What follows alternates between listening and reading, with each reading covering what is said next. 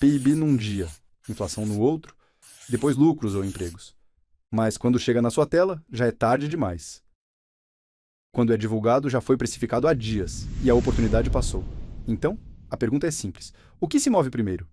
O que vem antes do PIB? Antes dos lucros? Do desemprego ou da inflação? Qual é a primeira peça do dominó, o sinal que todas as outras seguem, mas nenhuma consegue liderar?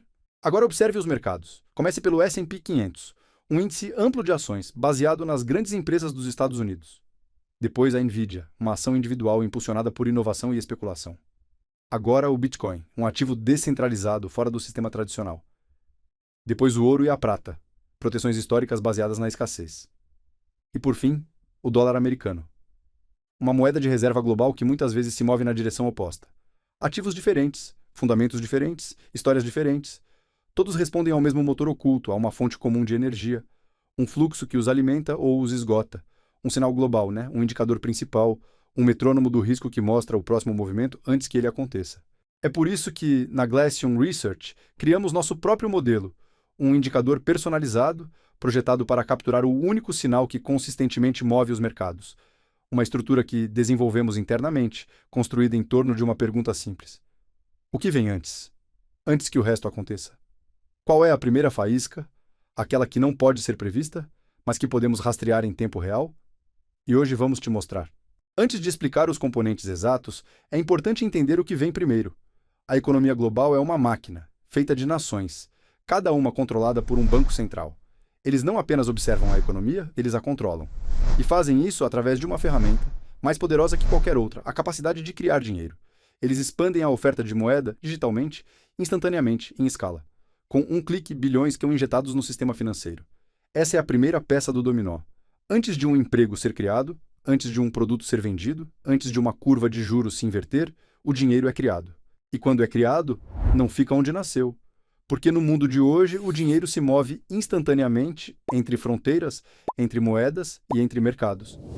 Quando o Banco Central Europeu expande seu balanço, parte dessa liquidez é imediatamente convertida em dólares, geralmente através do mercado interbancário global, um sistema super líquido em tempo real, criado para mover capital de forma instantânea e em grande escala, com quase nenhuma fricção. Depois, esse capital é usado para comprar ações americanas, especular com criptoativos, ou buscar retorno onde ele ainda existe. O mesmo acontece na Índia, na China, no Japão, no Canadá ou no Reino Unido. Sempre que um banco central imprime dinheiro, parte dessa liquidez escapa de suas fronteiras, porque o capital é global e está sempre buscando rendimento. Por isso não acompanhamos apenas um banco central, nem o Fed, nem o Banco Central Europeu, nem o Banco do Japão. Acompanhamos todos, juntos como um único sistema. Imagine como uma piscina gigante, uma piscina global de liquidez. Cada país adiciona ou retira água. Afrouxamento quantitativo adiciona. Aperto quantitativo retira. E o nível total dessa piscina é o que chamamos de Global M2. Na Glacium Research, criamos nosso próprio indicador para acompanhar essa piscina global. Veja como funciona. Pegamos o M2, a oferta monetária ampla, das 20 maiores economias do mundo. Não apenas os Estados Unidos, a Europa ou o Japão, mas também a China, a Índia, o Brasil, o Canadá, o Reino Unido, a Coreia do Sul e outros. Convertamos o M2 de cada país para dólares americanos. Depois agregamos todos, em uma única medida unificada. O resultado é a liquidez global em tempo real, ajustada pelos efeitos cambiais, atualizada com cada nova divulgação dos bancos centrais e estruturada para refletir o verdadeiro potencial de fluxo de capital no mundo. E essa diferença é importante, porque por décadas os investidores focaram quase exclusivamente na liquidez dos Estados Unidos. Mas em um mundo com livre movimento de capital, isso já não basta. A liquidez criada em Tóquio pode impulsionar preços de ativos na Califórnia. A liquidez retirada em Frankfurt pode apertar as condições no Brasil. Foi exatamente isso que aconteceu em 2022, 2023 e até no início de 2024. Enquanto a maioria dos analistas e fundos estavam focados em um Fed mais duro, esperando queda nos ativos de risco, os mercados estavam subindo. Por quê? Porque a liquidez global estava crescendo silenciosamente em outros lugares. E o rally começou, muito antes de a maioria entender o que o estava alimentando. Foi por isso que criamos o Global M2, não para substituir os indicadores locais, mas para ver o quadro completo, o quadro real. E é esse sinal que acompanhamos. Essa é a primeira peça do dominó, não em teoria, mas em fluxo, porque é dessa piscina que todos os mercados bebem. Ações, criptoativos, commodities, eles não sobem do nada, eles sobem dessa piscina quando o nível sobe. E quando esse nível cai, todo o resto cai junto. Agora, veja o que está acontecendo. O Global M2 está subindo rápido. A tendência está acelerando. Depois de meses de hesitação, o Federal Reserve entrou no ciclo e hoje, quase todos os principais bancos centrais estão injetando liquidez novamente, com força e de forma contínua. Japão, Europa, China, Índia, Estados Unidos, Brasil.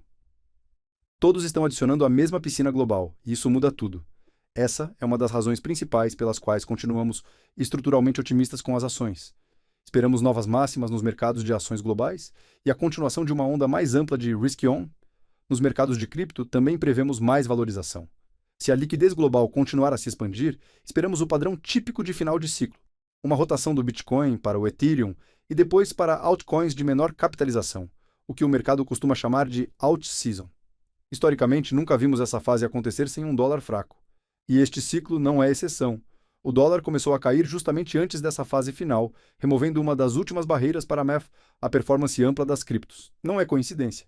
Na Glacion Research, não monitoramos apenas o preço, monitoramos a criação por trás do preço, porque acompanhar o Global M2 é mais do que seguir um indicador, é observar a fonte, a própria criação que movimenta todo o mercado.